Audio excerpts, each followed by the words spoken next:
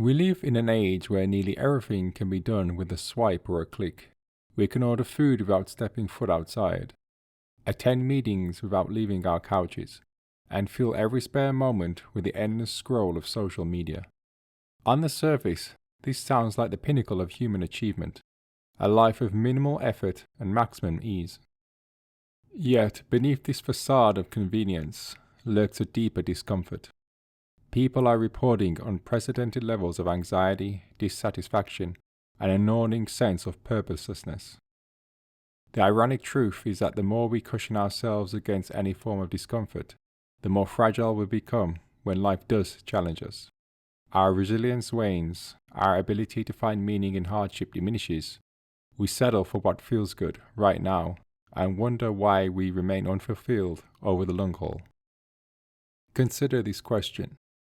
When was the last time I purposefully chose to do something difficult, uncomfortable, or even painful because I believed it would ultimately make me grow? Many of us shy away from that question because it's simpler to stay on the couch, avoid confrontation, or remain in echo chambers where we're never tested. But what if we're getting it all wrong? What if comfort is not the solution, but the very thing that is crippling us? This video delves into the heart of that dilemma from a purely philosophical standpoint. We'll explore ancient and modern philosophers who argue that discomfort is not merely an inevitable part of existence. It can be the key to unlocking a more profound, authentic life. By the end, you'll see why confronting pain might just be the most liberating choice you ever make. Let's start by examining the paradox of comfort. Think of comfort as a double-edged sword. It shields us from certain hardships, but it can also turn us into prisoners of our own complacency. Philosophically, this tension has been discussed since antiquity. The ancient Greeks distinguished between different kinds of goods, the immediate pleasures, like food, drink, or relaxation, versus the higher virtues, like courage, wisdom, or justice. The first type offers quick gratification, but it rarely leads to lasting fulfillment.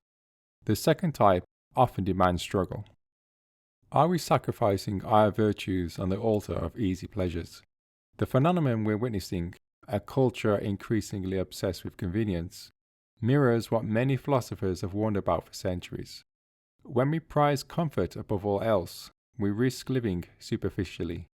We might feel momentarily satisfied, but we fail to confront life's deeper questions, like what is my purpose? How should I live? What do I owe my fellow humans? Plato's allegory of the cave offered a vivid illustration of this predicament. In the cave, prisoners are comfortable in their chains simply because they know no other reality. When one escapes and experiences the painful transition into the light, he suffers initially, but that suffering is the price of truth and clarity. Returning to the cave to free others becomes the next painful undertaking. From a purely philosophical standpoint, comfort can be a form of bondage. True enlightenment demands that we wrestle with the painful blaze of the sun, i.e., uncomfortable truths. This paradox, the more we seek comfort, the emptier we feel, suggests that real growth requires friction. Let's dig deeper by looking at one ancient school of philosophy that made discomfort a cornerstone of its teaching, Stoicism.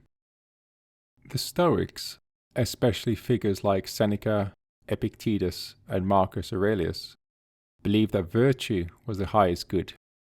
They reasoned that external circumstances like wealth, status, even physical comfort do not guarantee true happiness.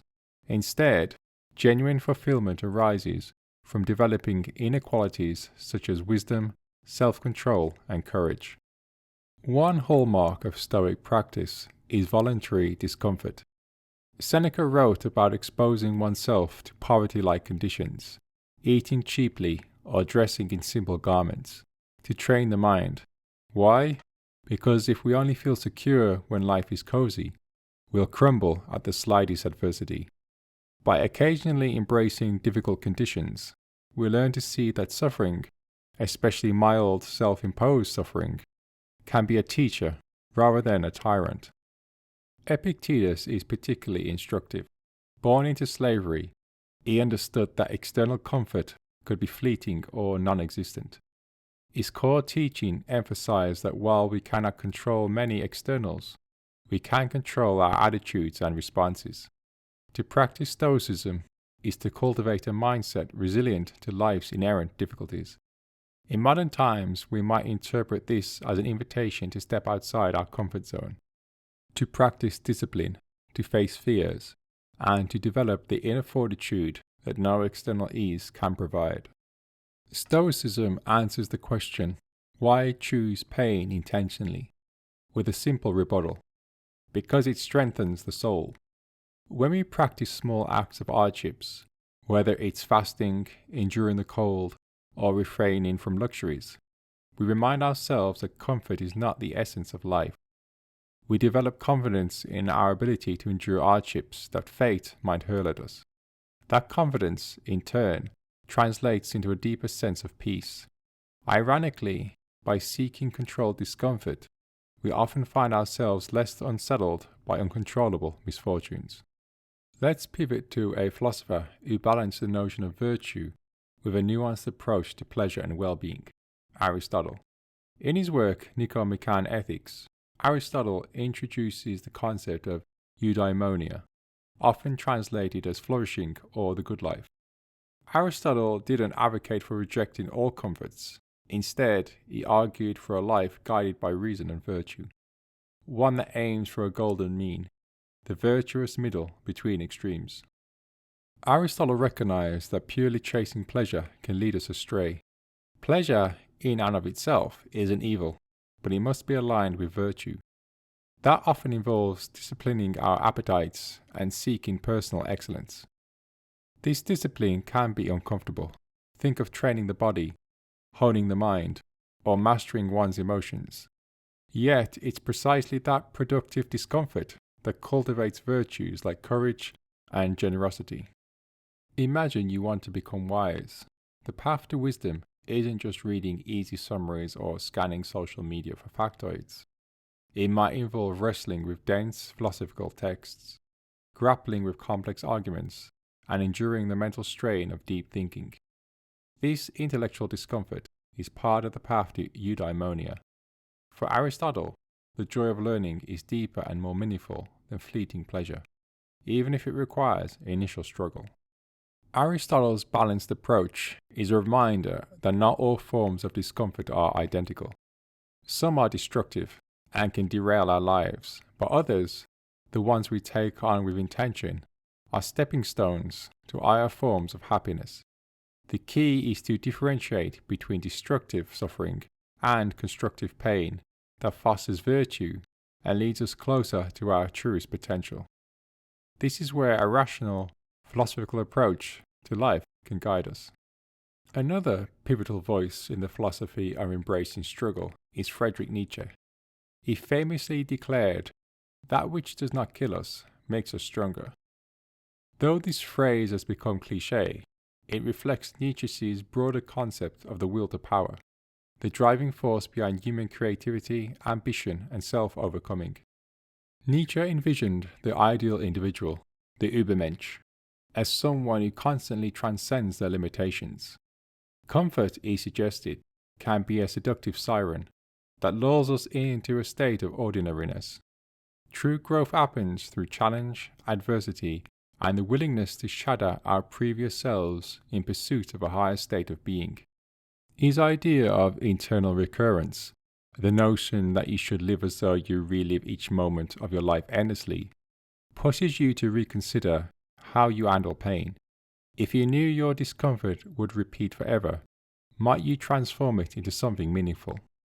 Nietzsche mocks the last man, a figure who craves safety, seeks comfort, and avoids risks at all costs. The last man never tries to push boundaries because that requires too much effort or pain. This lifestyle, Nietzsche argued, is spiritually impoverished. He proposed that to truly say yes to life, we must be prepared to dance with hardship. Nietzsche's words strike a nerve. Are we becoming last men? In a world designed to keep us perpetually comfortable, we might have luxuries, but do we also have the will to power? The inner drive to become better, stronger, and more creative versions of ourselves? Perhaps we can adopt a slice of Nietzsche's audacity by viewing pain as a catalyst, a challenge that invites us to rise above who we were yesterday. Pursuing pain over pleasure does not mean living in a perpetual agony. It means recognizing that a certain measure of discomfort is not only inevitable, but also essential for cultivating virtue, integrity, and wisdom. The short-term sting of stepping outside your comfort zone can yield long-term fulfillment. What Aristotle called Eudaimonia. By embracing this paradox, we carry on the legacy of countless philosophers who have shown that the path to a meaningful life is rarely paved in plush velvet. It's a road of disciplined effort, introspection, and yes, a willingness to be uncomfortable.